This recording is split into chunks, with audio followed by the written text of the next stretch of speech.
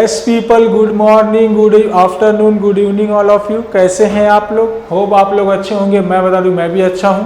तो चलिए स्टार्ट करते हैं एक न्यू टॉपिक जिसका नाम है रास। जिसका नाम क्या है? रास। काफ़ी लोगों को इसमें कन्फ्यूजन रहता है। आज हम लोग इसको डिटेल में समझेंगे और मुझे नहीं लगता कि इसके बाद आपको कोई कन्फ्यूजन होगा। रास के बारे में ज़रा समझते हैं।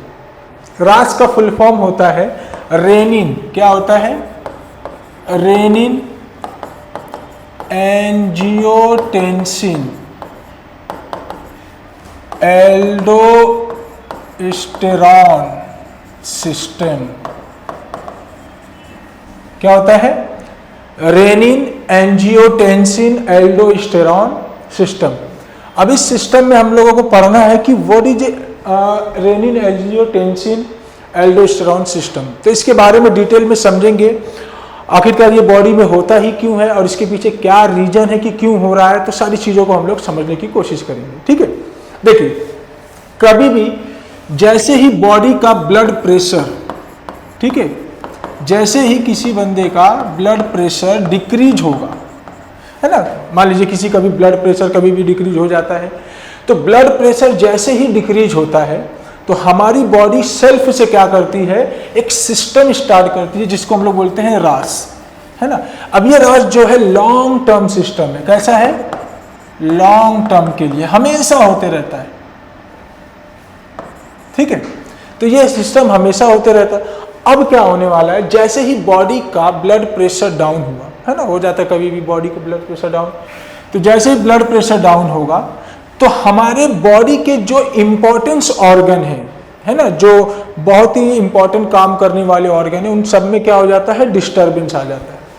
जैसे जो किडनी हो गया, लीवर हो गया, लंग्स हो गया, ये सब हमारे इंपॉर्टेंस ऑर्गन है और इनके अंदर क्या हो जाता है? डिस्टर्बेंस आ जाते हैं। जैसे कि ब्लड प्रेशर डाउन हुआ तो ब्लड प्रेशर जैसे ही डाउन होगा वैसे ही मेन जो इंपॉर्टेंस ऑर्गन है उनको ब्लड मिलना कम हो जाएगा। तो ऊपर से बोलेंगे अरे भाई ब्लड कहाँ है, आओ फटाफट आओ, है कि नहीं? तो ब्लड उनको मिलेगा नहीं तो वो डिस्टर्ब हो जाएंगे। जब वो डिस्टर्ब होंगे तो कुछ ना कुछ तो सिस्टम ऐसा करेंगे जिससे उनको ब्लड वापस मिले। तो क्या होता है, जरा ध्यान से देखिए। जैसे ही बॉडी का ब्लड प्रेशर डाउन हुआ तो जो इंपॉर्टेंस ऑर्गन है उनको ब्लड मिलना कम हो गया। उस टाइम पे हमारे पास जो 3 ऑर्गन है, पहला ऑर्गन है किडनी, किडनी डिस्टर्ब हो जाता है पूरी तरीके से, और दूसरा लीवर, दूसरा कौन है? लीवर। सबसे ज्यादा डिस्टर्ब कौन होता है? किडनी, फिर लीवर डिस्टर्ब हो जाता है और थोड़ी टाइम के बाद लंग्स भी जो है वो भी क्या हो जाता है? डिस्टर्ब हो जाता है। तो 3 लोग डिस्टर्ब हो जाते हैं, उनको ब्लड मिलना कम हो जाता है।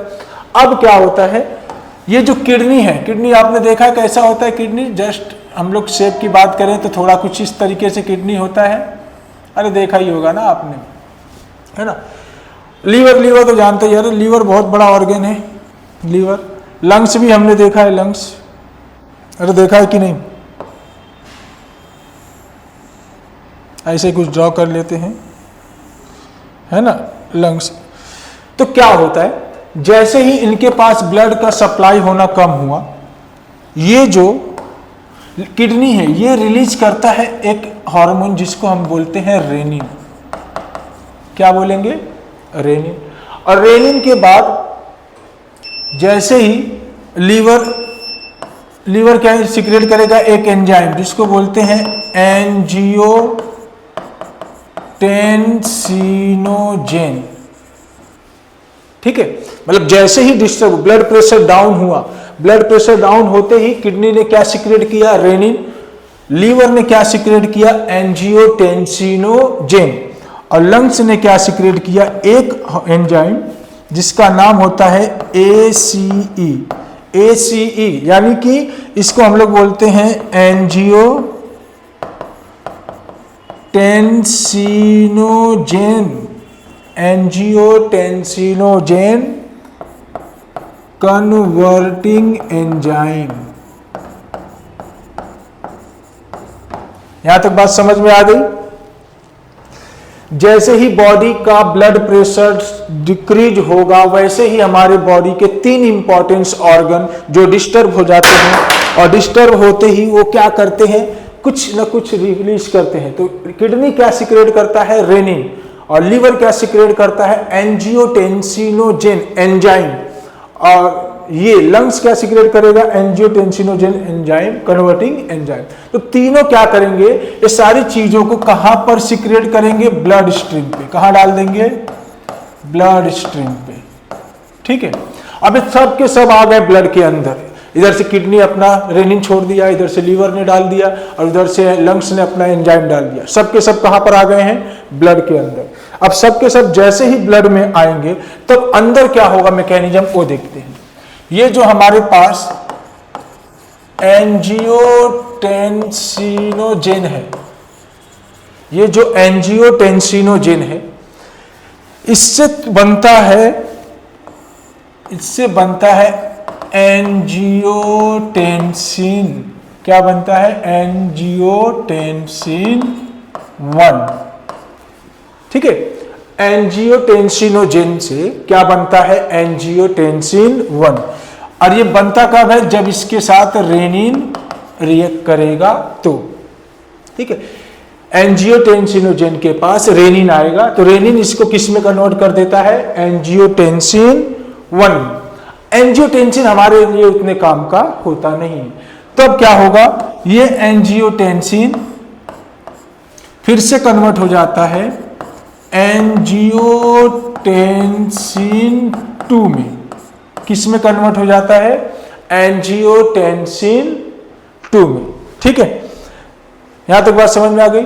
एंजियोटेंसिन से बनता है एंजियोटेंसिनोजेन से बनेगा एंजियोटेंसिन 1। एंजियोटेंसिन 1 जो होता है एक्टिव नहीं होता, ठीक है।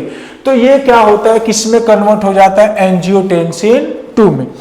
लेकिन खास बात यह है कि एंजियोटेंसिन 2 तो अपने आप तो बनेगा नहीं, तो इस एंजाइम को कन्वर्ट करने के लिए हमारे पास एक एंजाइम है जिसका नाम है एंजियोटेंसिनोजेन कन्वर्टिंग एंजाइम। तो ये जो लंग्स ने सिक्रेट किया है वो आएगा और इसको इसमें कन्वर्ट कर देगा। अब देखो ये बड़े काम की चीज है, एंजियोटेंसिन 2 ही सब सिस्टम को इंक्रीज करेगा। देखो अब ये एंजियोटेंसिन 2 से दो चीजें होना पॉसिबल है। ये क्या करता है, जो ब्लड के वेसल्स हैं, है ना, उनको क्या करेगा, नैरो करेगा। उनको क्या करेगा, नैरो। यानी कि ये करने वाला है वैसो कॉन्स्ट्रिक्शन। ये क्या करेगा, वैसो कॉन्ट्रिक्शन, मतलब जो वेन्स वगैरह हैं, आर्टेरी वगैरह हैं, तो उनमें क्या हो, डायलेट हो गए। डायलेट होने की वजह से ब्लड बड़ा धीरे धीरे जा रहा था। अब जैसे ही उनको कॉन्ट्रैक्ट करेगा तो प्रेशर थोड़ा सा बढ़े। एक सिस्टम तो ये करता है, ठीक है। और दूसरा ये जाएगा किसके पास, एड्रीनल ग्लैंड के पास। किसके पास जाएगा, एड्रीनल ग्लैंड के पास। दो काम करता है। पहला काम इसने क्या किया, वैसो कॉन्ट्रिक्शन। कॉन्ट्रिक्शन का मतलब कॉन्ट्रैक्ट करना। तो ये क्या करेगा, उसको कॉन्ट्रैक्ट करेगा। जैसे मान लो नॉर्मल पाइप से आप पानी भर रहे हो तो एक स्पीड में जाएगा, लेकिन जैसे आप वहां पे एक प्रेशर अप्लाई करेंगे तो स्पीड बढ़ जाएगा। तो ब्लड जिस फ्लो से जा रहा था वो बहुत नॉर्मल था, जिसकी वजह से ब्लड गिर गया था उसका प्रेशर। लेकिन जैसे ही वहां पर हमने वेन को कॉन्ट्रैक्ट करवा दिया तो प्रेशर बढ़ गया। प्रेशर बढ़ने से यानी कि ब्लड प्रेशर बढ़ जाएगा, ठीक है। तो एक तरीके से ये कॉन्ट्रिक्शन करवाता है। ये कॉन्ट्रिक्शन करवाने से एक फायदा ये हो जाता है कि ब्लड प्रेशर जो डाउन हुआ है वो क्या हो जाता है, इंक्रीज हो जाता है। अभी समझेंगे और, ठीक है। दूसरा काम क्या करेगा, ये एड्रीनल ग्लैंड के पास जाएगा, इसको बोलेगा भाई आप निकालो एल्डोस्टेरॉन। एल्डोस्टेरॉन होता है ना, एल्डोस्टेरॉन एड्रीनल ग्लैंड के पास होता है एल्डोस्टेरॉन। अब ये एल्डोस्टेरॉन दो काम करता है भाई, दो काम करता है। एल्डोस्टेरॉन क्या करता है, वाटर का लेवल, वाटर और सोडियम को रिटेन करवाता है। क्या करवाता है, रिटेन करवाता है। मतलब जो excess amount of water remove हो रहे थे बॉडी से उनको क्या करेगा, रोक के रखेगा। और दूसरा काम क्या करके देगा, पोटेशियम, किसको, पोटेशियम को एक्सक्रीट करवाएगा। क्या करवाएगा, एक्सक्रीट, बाहर निकलवाएगा। अब देखिए यहां पर दो चीजें हम पढ़ रहे थे, रास, हम क्या पढ़ रहे थे, रास। ये रास कब होता है? जब बॉडी का ब्लड प्रेशर डिक्रीज हो जाता है। ब्लड प्रेशर डिक्रीज हुआ तो 4 तरीके की बीमारी होती है। पहला बीमारी हाइपोवोलूमिया, पहला बीमारी क्या हो सकता है? हाइपोवोलूमिया। दूसरा क्या हो सकता है? Hyponatraemia, hyponatraemia. तीसरा हो सकता है हाइपोटेंशन, क्या हो सकता है? हाइपोटेंशन। और एक हो जाता है हाइपरकलेमिया, क्या होता है? हाइपरकलेमिया। जैसे ही बॉडी का ब्लड प्रेशर गिरेगा तो ये 4 डिजीज होने के चांस रहेंगे। 4 डिजीज का मतलब ये हो गया, हाइपो का मतलब डिक्रीज, हाइपो का मतलब डिक्रीज, वोलूमिया का मतलब वाटर लेवल, वोलूमिया का मतलब वाटर लेवल। तो बॉडी में जैसे ही ब्लड प्रेशर डिक्रीज होगा वैसे ही क्या होगा? वाटर का लेवल भी क्या हो जाएगा? डिक्रीज हो जाएगा। हाइपोनेट्रीमिया, नेट्रीमिया का मतलब होता है सोडियम, नेट्रीमिया का मतलब क्या होता है? सोडियम। नेट्रीमिया एक टेक्निकल नेम है सोडियम का, ठीक है। और हाइपो का मतलब तो डिक्रीज होता ही है। हाइपोटेंशन, आपने सुना होगा हाइपोटेंशन, हाइपरटेंशन। तो ब्लड प्रेशर कम होने को ही हम क्या बोलते हैं? हाइपोटेंशन। ब्लड प्रेशर बढ़ गया तो क्या बोलते हैं? हाइपरटेंशन। अरे बोलते अरे काहे इतना हाइपर हो रहा है? हाइपर का मतलब बढ़ना, ठीक है ना, हाइपर बोलते। हाइपर कलेमिया, कलेमिया का मतलब होता है पोटेशियम, कलेमिया का मतलब क्या हो गया? पोटेशियम। तो ये 3 काम हो जाता है। ये कम हो जाएगा पानी का लेवल, सोडियम का लेवल कम हो जाएगा, ब्लड का प्रेशर का लेवल कम हो जाएगा, लेकिन पोटेशियम का लेवल बढ़ जाता है। तो हमारा काम क्या है कि हम पोटेशियम के लेवल को कम करें और बाकी सबको रिटेन करें ताकि ब्लड प्रेशर जो है सडन इंक्रीज हो जाए। तो उसके लिए हमने ये सारा काम करवा के देखा। पहला हमको मालूम है कि ये रास सिस्टम अपने आप क्या होने लगता है? इनिशिएट होने लगेगा, ठीक है। जैसे ही ब्लड प्रेशर डाउन होगा ये रास सिस्टम क्या होगा? अपने आप इनिशिएट होगा। हमारी बॉडी खुद ब खुद इस चीज के ऊपर काम करना शुरू कर देती है। हमें बाहर से किसी चीज की जरूरत पड़ेगी नहीं, क्योंकि लीवर, किडनी, लंग्स सब अपना अपना हार्मोन्स, एंजाइम जो भी है रिलीज करेंगे। उनको रिलीज करने के बाद ये वाला सिस्टम ऑटोमेटिकली चालू हो जाएगा। यानी कि इस सिस्टम का नाम हमने कैसे रखा? देखो, रेनिन, एंजियोटेंसिन, एल्डोस्टेरॉन, ये 3 लोग ने मिलकर एक काम किया और जिसका नाम था रास। तो जैसे ही ये रास एक्टिवेट होता है वैसे ही क्या होता है? धीरे धीरे ब्लड प्रेशर भी बढ़ना शुरू हो जाता है।